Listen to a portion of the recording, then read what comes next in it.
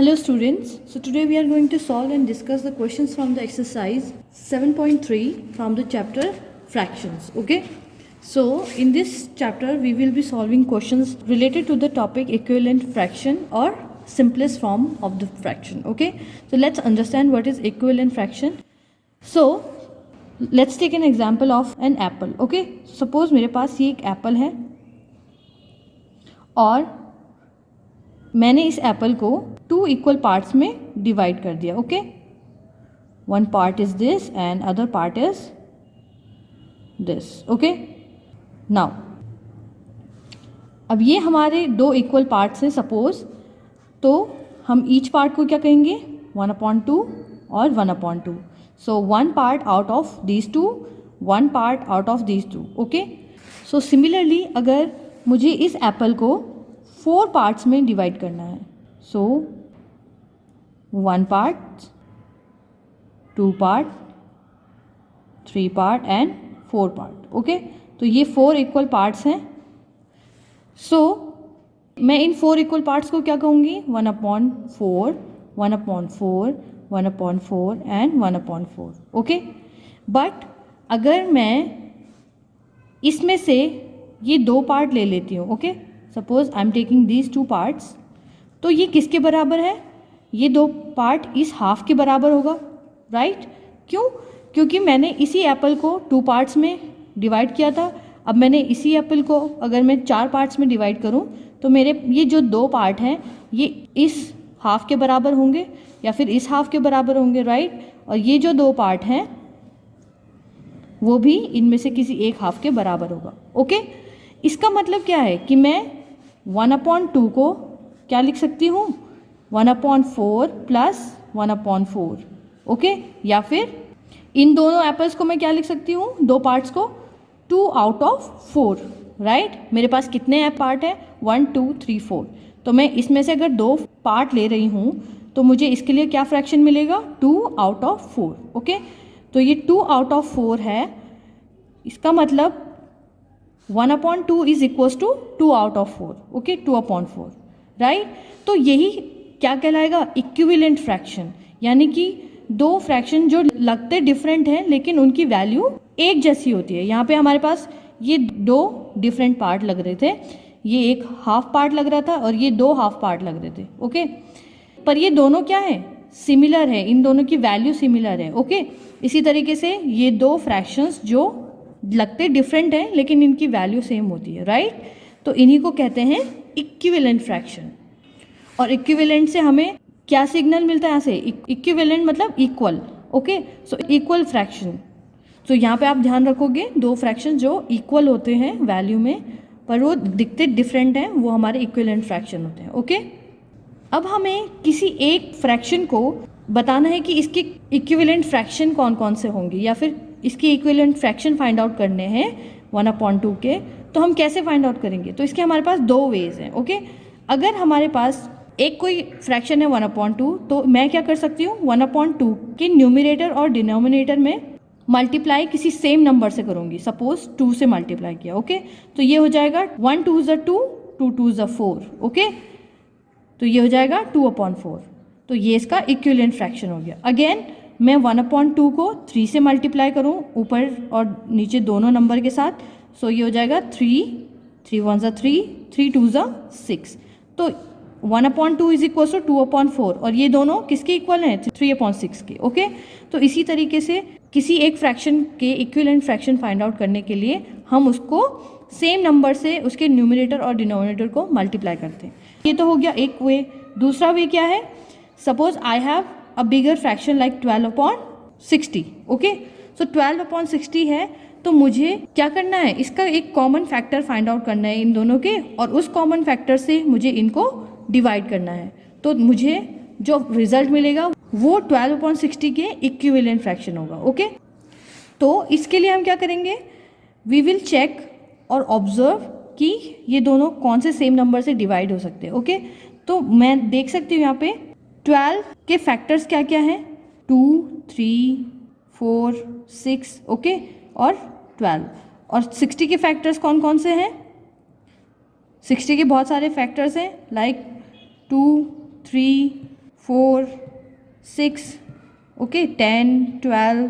तो यहाँ से मैं क्या कर सकती हूँ, यहाँ से मैं जो कॉमन फैक्टर्स हैं इनसे डिवाइड करके इसके इक्विवेलेंट फैक्टर्स फाइंड आउट कर सकती हूँ। एक बार मैं 12 को 2 से डिवाइड करके निकाल सकती हूँ, राइट।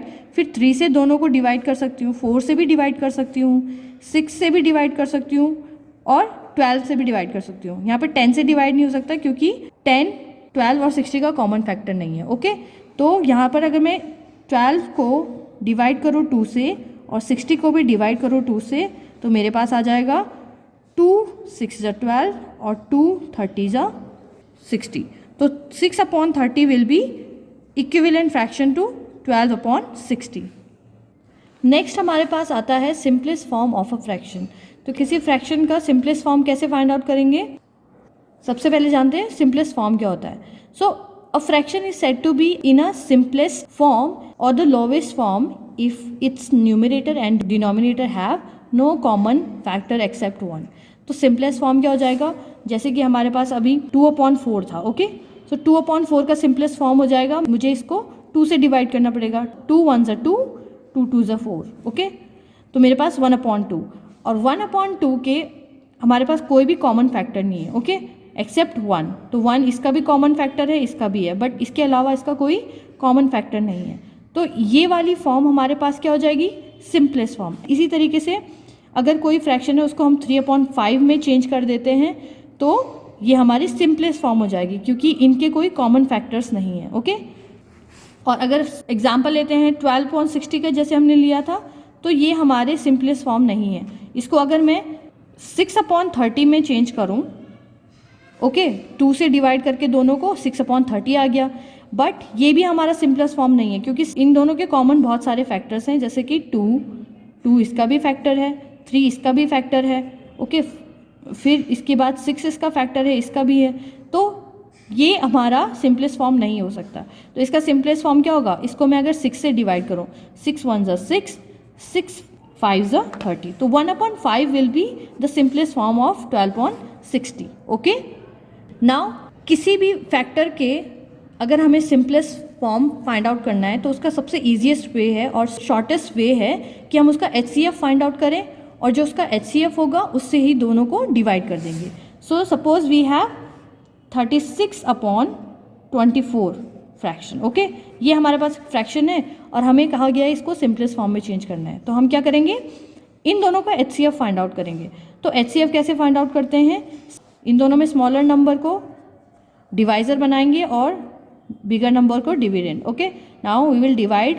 तो 24 1 = 24, हमारे पास रिमाइंडर बचा 12, ओके। अब 24 यहाँ पर आ जाएगा, 12 2 = 24, रिमाइंडर 0 आ गया है। इसका मतलब हमारा जो ये लास्ट वाला डिवाइज़र था ये हमारा HCF है। तो HCF ऑफ 36 and 24 इज़ 12। तो अब हम क्या करेंगे? इन दोनों को 12 से डिवाइड करेंगे। 36 divide by 12/24 divide by 12। So 12 3 = 36 and 12 2 = 24। So 3/2 is a simplest form of this fraction क्योंकि इन दोनों का कोई कॉमन फैक्टर नहीं है। Now student, let's move to the exercise and solve the questions. Question number 1 is right the fractions are all these fractions equivalent. तो हमारे पास A और B पार्ट दिया है, इसमें हमें कुछ पिक्चर्स दिए हैं, okay. So I am taking first part, second part you have to do yourself. So first part में हमारे पास सर्कल्स दिए हैं, ओके। और इस सर्कल में यहाँ पे हमारे पास क्या दिया है? यहाँ पे इस सर्कल में इसका हाफ पार्ट शेडेड है और हाफ नहीं है, ओके। सेकेंड सर्कल में हमारे पास क्या है? इसको 4 पार्ट्स में डिवाइड किया गया है, ओके। और इसमें से 2 पार्ट्स शेडेड है और 2 पार्ट्स नहीं है। यहाँ पे हमारे पास इसे 6 पार्ट्स में डिवाइड किया गया है और यहाँ पे 3 पार्ट शेडेड है और 3 पार्ट नहीं है। यहाँ पे 8 पार्ट में डिवाइड है और 4 पार्ट शेडेड है, 4 पार्ट नहीं है। तो हमें बताना है क्या ये इक्विवेलेंट है। तो हम पिक्चर देख के बता सकते हैं that this is half part, right. और इन दोनों पार्ट को मैं अगर ज्वाइन करूँ तो ये भी सर्कल का हाफ पार्ट बनाते हैं। यहाँ पे ये 6 पार्ट में डिवाइडेड है, पर क्या है? ये वाला और ये वाला पार्ट मिलके हाफ पार्ट बनाते हैं। तो इसका मतलब ये वाला इक्विवेलेंट है इसके और ये वाला इक्विवेलेंट है इसके।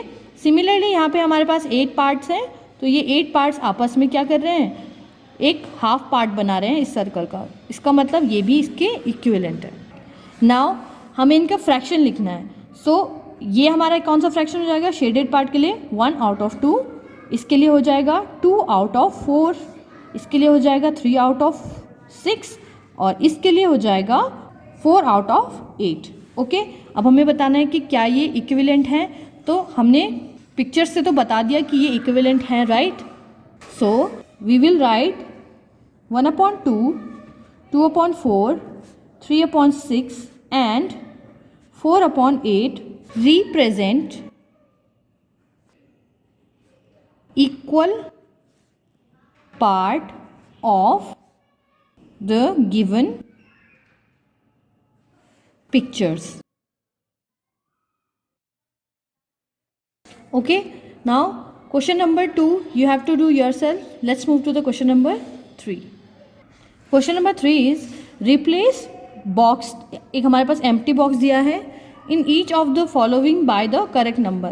तो हमारे पास करेक्ट नंबर हमें इस बॉक्स के अंदर या फिर इस बॉक्स के प्लेस पे पुट करना है। ओके, तो we have given fractions 2/7 equals to 8 upon and given is this box. Okay, तो हम क्या करेंगे, हमें यहाँ पे से इस बॉक्स के अंदर एक सूटेबल नंबर पुट करेंगे। ओके, तो इसके लिए हम सबसे पहले क्या करेंगे, ऑब्जर्व करेंगे कि यहाँ पे हो क्या रहा है। ओके, सो ये है हमारे पास 2/7 इक्वल्स टू 8 अपॉन और we can say question mark. Okay, so 2 यहाँ पे 8 में चेंज हो रहा है और 7 भी किसी चीज़ में चेंज होगा। ओके, तो इसका मतलब है कि ये भी एक फ्रैक्शन है 8 अपॉन समथिंग।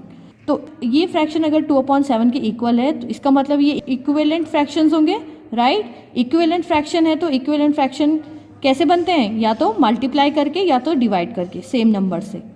सो 2 को 8 कैसे बनाया गया है, एज वी कैन सी 2 से बड़ा है ये नंबर तो इसमें मल्टीप्लिकेशन हुआ है। Okay, so 2 2s are 4, 2 4s are 8, यानी कि इसमें 4 का मल्टीप्लाई हुआ है। Okay, so we can say that 2/7 into 4 is equals to 2 4s are 8 and 7 4s are 28। Okay, इसका मतलब इस डब्बे की जगह यहाँ पे क्या आएगा 28। So we can write 2/7 is equals to 8/28।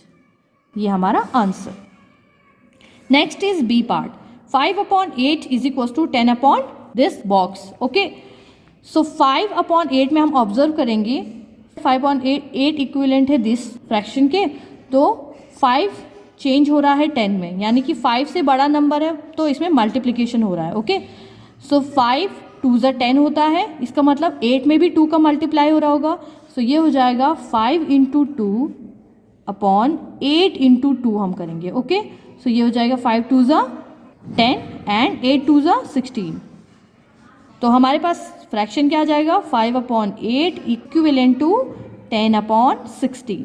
Okay, C part है 3/5 is equals to this box upon 20। तो न्यूमिरेटर अभी हमारे पास गायब है और डिनोमिनेटर दिया है। तो अभी हम क्या करेंगे 5 के लिए चेक करेंगे। सो 5 से 20 बनाया गया है इसको। ओके, सो 5 को 20 बनाया गया है तो 5 4s are 20 होता है। इसका मतलब हम देख सकते हैं यहाँ पे 4 से मल्टीप्लाई करके इक्विवेलेंट फ्रैक्शन क्रिएट किया गया है। Okay, so 5 × 4 is equals to 20। So 3 हम यहाँ पे सिंस का साइन बना सकते हैं, since 5 × 4 is equals to 20, so 3 × 4 is equals to 12। Okay, तो हमारे पास 3/5 इज इक्वल्स टू हो जाएगा 12/20। Okay, D part is 45/60। सो 45 का इक्विवेलेंट फ्रैक्शन बनाया गया है यहाँ पे, और यहाँ हमें ये मिसिंग पार्ट फाइंड आउट करना है। सो 45 15 में चेंज हो रहा है, इसका मतलब 45 अपने से छोटे नंबर में चेंज हो रहा है। ओके, तो इसका मतलब है यहाँ पे डिवाइड हो रहा होगा।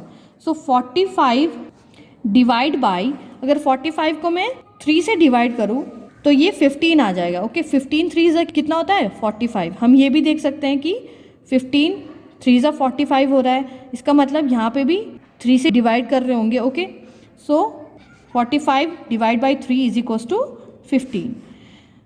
Now 60 divide by 3 will become 20. Okay, तो हमारे पास फ्रैक्शन क्या आ जाएगा, 45/60 इज इक्वल्स टू 15/20। ओके, ये दोनों इक्विवेलेंट फ्रैक्शन बन जाएंगे।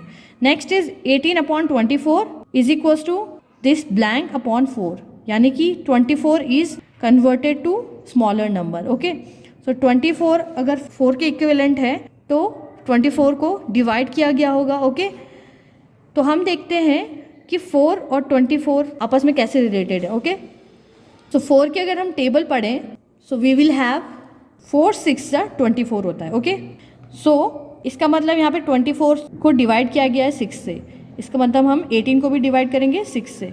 सो since 24 divide by 6 is equals to 4, that's why 18 divide by 6 will become 3। सो 18/24 हमारे पास इक्वल हो जाएगा 3/4 के। Okay, so it was the question number 3। Now let's move to the question number 4।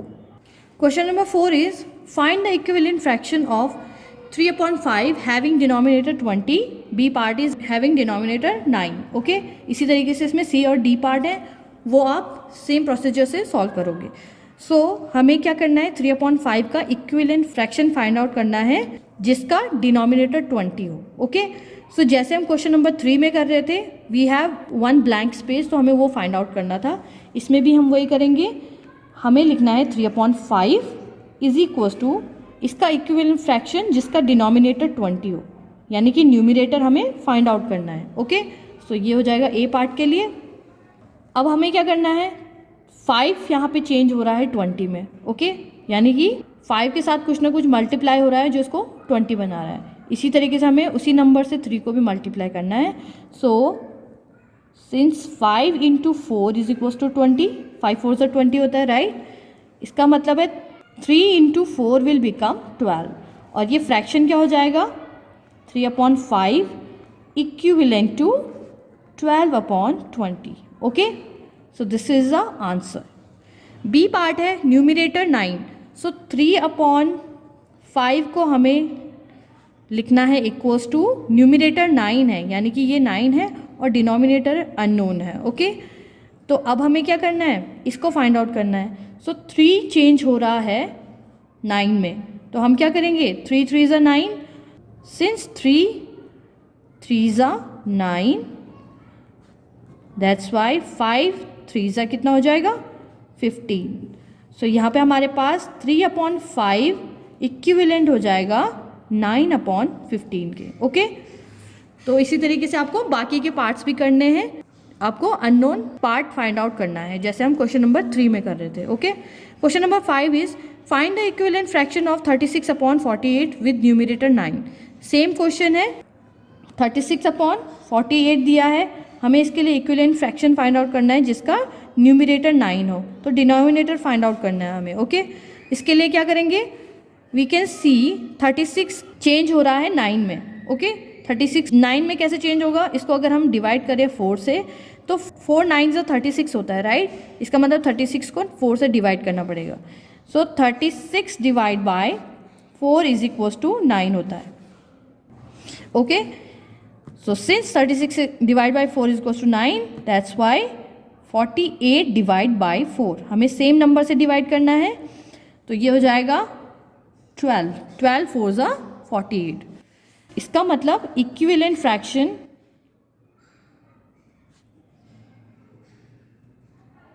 Of 36/48 is equals to 9/12। अब numerator 9 दिया था, तो 9/12। ओके, सो क्वेश्चन नंबर 5 का बी पार्ट आपको खुद करना है। Now let's move to the question number 6। Check whether the given fraction are equivalent. तो हमें कुछ फ्रैक्शंस दिए हैं और हमें उनको चेक करना है कि वो इक्विवेलेंट है या नहीं है। ओके, सो कैसे करेंगे, तो यहाँ पे हमारे पास है 5/9 30/54। सो 5 को अगर हमें 30 बनाना है तो हमें किससे मल्टीप्लाई करना पड़ेगा, 6 से। सो 5 6 ज़ा 30। ओके, एंड इसको 6 से मल्टीप्लाई किया है तो 9 को भी 6 से मल्टीप्लाई करेंगे। सो 9 6 ज़ा 54। ओके, इसका मतलब है कि अगर हम इसके न्यूमरेटर डिनोमिनेटर को सेम नंबर से मल्टीप्लाई कर रहे हैं तो ये हमारे पास 30/54 दे रहा है, ओके, जो कि ये वाला फ्रैक्शन है। इसका मतलब क्या है कि ये दोनों इक्विवेलेंट फ्रैक्शन है। So 5/9 is equals to 30/54, okay. Similarly B 3/10 है, 12/50 है। सो 3/10, 3 को 12 में चेंज करना है। सो 3 × 4 हमारे पास क्या हो जाता है 12। सो 3 4 ज़ा 12। नाउ हमें 10 को भी 4 से मल्टीप्लाई करना पड़ेगा। सो 10 4 ज़ा 40, बट यहाँ पे हमारे पास 50 है। So we can say that 3/10 is not equivalent to 12/50, okay. क्योंकि यहाँ पे क्या होना चाहिए था, ये 10 50 में कब चेंज होगा, जब यहाँ पे 5 से मल्टीप्लाई होगा, और 3 12 में कब होगा, जब 4 से मल्टीप्लाई। तो यहाँ पे 5 और 4 दो डिफरेंट नंबर से हम इनको मल्टीप्लाई करेंगे, तब जाके 12/50 आएगा, which is not the sign of making two fractions equivalent, okay. तो हम सिंपली इसको क्या करेंगे, इक्वल के ऊपर ऐसे क्रॉस एक लाइन ड्रॉ कर देंगे, ओके। सो ये नॉट इक्विवेलेंट हो जाएगा, या फिर आप लिख सकते हो 3/10 is not equivalent to 12/50। Question number 7 is reduce the following factor to simplest form. तो हमें अब सिंपलेस्ट फॉर्म में इनको रिड्यूस करना है। अब यहाँ पे हम क्या करेंगे, हमारे पास फर्स्ट पार्ट है 48/60, तो इसको सिंपलेस्ट फॉर्म में चेंज करने के लिए हम क्या करेंगे, इनका HCF फाइंड आउट करेंगे और उस HCF से इनको डिवाइड कर देंगे। सो HCF ऑफ 48 and 60 इज, हम यहाँ पे डिवाइड करके देखेंगे या फिर रफली डिवाइड करेंगे। So we have 48 divide by 60, क्योंकि स्मॉलर नंबर 48 है। सो 48 1 ज़ा 48, ये हो जाएगा 12। नाउ 48 हमारे पास आएगा। सो 12 4 ज़ा 48, ओके। तो रिमाइंडर हमारे पास 0 है, यानी कि 12 हमारा लास्ट डिवाइजर है और ये हमारा HCF हो जाएगा। सो HCF of 48 and 60 is 12, okay. Now divide numerator and denominator by 12।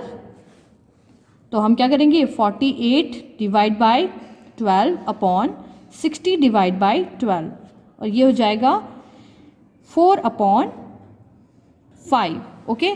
So 12 4 ज़ा 48 और 12 5 ज़ा 60, ओके। सो 4/5, और ये हमारा सिंपलेस्ट फॉर्म होगा, राइट। इसी तरीके से हमें 150/60 का भी फाइंड आउट करना है। So HCF of 150 and 60 is equals to, इनका HCF आप रफली फाइंड आउट करेंगे तो इन दोनों का HCF है हमारे पास 30, okay. Highest common factor is 30। अब हम 150 को डिवाइड करेंगे 30 से, सिमिलरली 60 को भी डिवाइड करेंगे 30 से, ओके। यहाँ पे मेरे पास स्पेस कम है तो आप इसको अच्छे से साफ हैंड राइटिंग में लिखोगे, राइट। सो ये हो जाएगा 150/30 इज 5 एंड 60/30 इज 2। सो 5/2 हमारे पास आंसर आ जाएगा। 150/60 का सिंपलेस्ट फॉर्म है 5/2, ओके। नाउ 7/28। सो 7/28 में HCF ऑफ 7 and 28 इज, इनका HCF कितना है 7, ओके। तो हम इनको डिवाइड करेंगे तो हमारे पास आ जाएगा 7/7/28 अपॉन डिवाइड बाय 7, तो ये हो जाएगा 1/4, okay. Now question number 8 is Ramesh had 20 pencils, Sheelu had 50 pencils, and Jamal had 80 pencils. After 4 months, Ramesh used up 10 pencils, Sheelu used 25 pencils, and Jamal used 40 pencils. What fraction did each use up? Check if each has used an equal fraction of her or his pencils. Okay? तो यहाँ पे हमारे पास रमेश ने कितनी pencil use करी है? रमेश के पास थी 20 पेंसिल्स, ओके। और शीलू के पास कितनी है? शीलू के पास 50 पेंसिल्स थी, ओके। और जमाल के पास 80 पेंसिल्स। ओके, अब यहाँ पे लिखा है after 4 months Ramesh used up 10 pencils. तो रमेश ने कितनी यूज़ कर ली? यूज्ड 10। और शीलू ने कितने यूज़ करी? 25, यूज्ड 25। और जमाल ने कितनी यूज़ करी हैं? 40 pencils. Jamal used 40 pencils. Okay, अब हमें बताना है कि इनका फ्रैक्शन क्या होगा। सो 10 पेंसिल्स यूज़ कर ली है 20 में से, तो हम क्या लिखेंगे इसके लिए fraction? 10 out of 20। Okay, 50 pencils थी और कितनी यूज़ हो गई? 20। सो फ्रैक्शन क्या होगा? 25 out of 50। और सिमिलरली जमाल के लिए 40 पेंसिल्स आउट ऑफ 80 यूज़ हो गई हो। ओके, तो ये है इनके फ्रैक्शंस। अब हमें बताना है कि क्या ये इक्विवेलेंट है। सो हम क्या करेंगे? इनको सिंपलेस्ट फॉर्म में रिड्यूस करेंगे। तो इसका सिंपलेस्ट फॉर्म क्या हो जाएगा? आप यहाँ पे लिखोगे 10/20 को हम क्या लिख सकते हैं? 1/2। ओके, आप इसका HCF फाइंड आउट करो या फिर इसको कॉमन फैक्टर से डिवाइड करो। सो 10 can divide 20, so 10 2s are 20, so 1/2। 25 2s are 50 होता है तो 25 1s are 25, 25 2s are 50। 40 2s are 80 होता है तो 40 1s are 40, 40 2s are 80। ये हमारे पास सिंपलेस्ट फॉर्म आ गए हैं इन फ्रैक्शंस के। इसका मतलब ये तीनों क्या हैं? इक्वल फ्रैक्शंस हैं। So we can say that each has used up an equal fraction of his pencils। Okay,